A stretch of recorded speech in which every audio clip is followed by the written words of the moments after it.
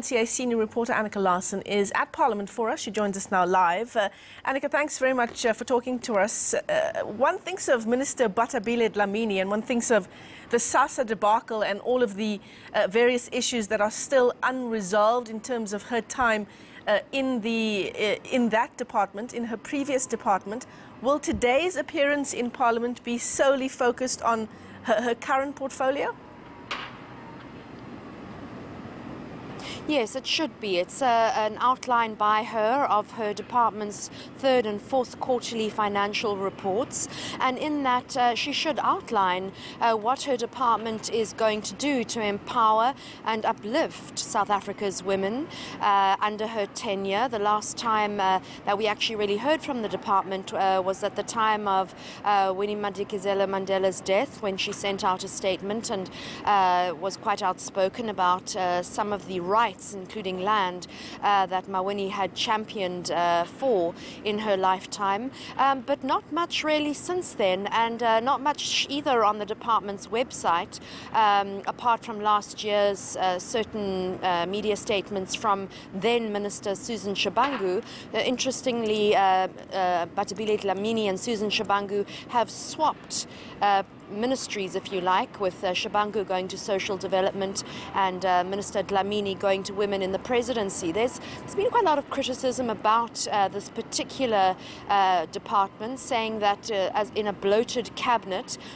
it doesn't seem to do much, but perhaps it does do something, and we're just not quite aware of it. So I think it's important today to go and hear what the minister has to say and what she intends to do in order to stop some of the abuse against women and children, and what kind of departmental role she can play in uplifting South Africa's women.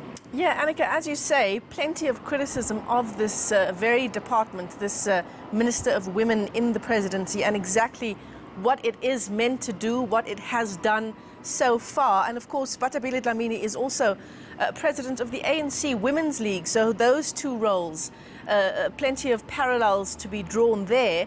And yet the minister herself coming under a bit of criticism regarding her stance on women, particularly, let's say, the one example, she didn't come out very strongly against, for example, Nduduzi Manana.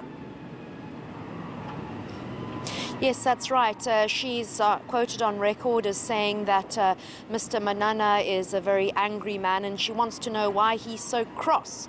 And at the same time, actually, the Ethics Committee will be meeting for the third time this year. And one of the issues for discussion will be the subcommittee to discipline, held a disciplinary hearing against Mr. Manana. He is an MP and he does fall under certain behavioural codes as a Member of Parliament. And the most recent complaint against him by his domestic worker, despite her wanting to withdraw the case of assault, has actually being taken up for further investigation on the order of the NPA by the SAPS. So they'll be outlining timeframes and who's going to hold those disciplinary hearings against Mr. Manana and former State Security Minister Bongani Bongo, who's also still an MP.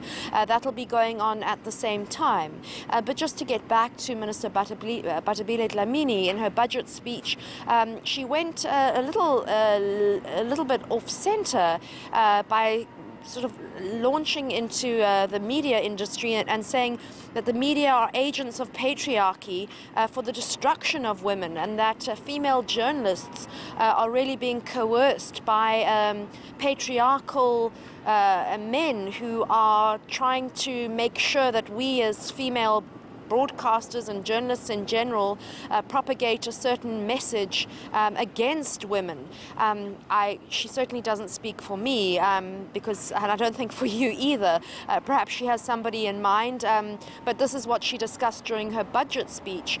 So clearly there is something irking the minister, and perhaps she'll elaborate a little bit further on that today before this parliamentary committee. Yeah, plenty of questions around whether the minister uses arguments like that, Annika, to deflect from difficult questions. Our colleagues in the industry conducting an interview with the minister just a few days ago, in fact, the Minister refusing to answer those questions around how she is perhaps seen by particular parts of society in relation to the social grants debacle, and instead, as you've just mentioned, going on this tirade around how female journalists are in it with the men to sort of push down people like her in positions of power. That's right. And, every post-cabinet briefing, Nomvula Mokonyane has started the briefing off by saying Cabinet is astounded and ashamed and horrified by the treatment of women and children in South Africa. There have been a spate of very high-profile femicide cases recently.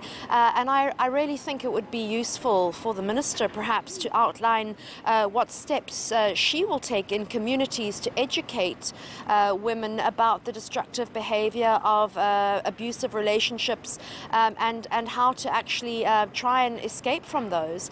But I think that the shadow of the bungling of the social grants payment process and the switchover and the termination of the contract by CPS, which her previous Minister Susan Shabangu is now trying to fix, unfortunately are going to follow her, and that's because of pending litigation, whether she gets that personal costs order or not against her for setting up those work streams that cost the department millions of rand, and the criticism that she came under. I don't think it helps that she's extremely defensive and when she's approached on these matters, and that tends to stoke up the fire, if you like, and make matters worse. All right, well, thanks very much for that update. Our senior reporter, Annika Larsen, live to us there from Parliament. Minister in the Presidency responsible for women, Bathabile Dlamini, will be in Parliament presenting her department's annual report. Given the statistics around violence against women and children, one should think that ministry will have its hands full.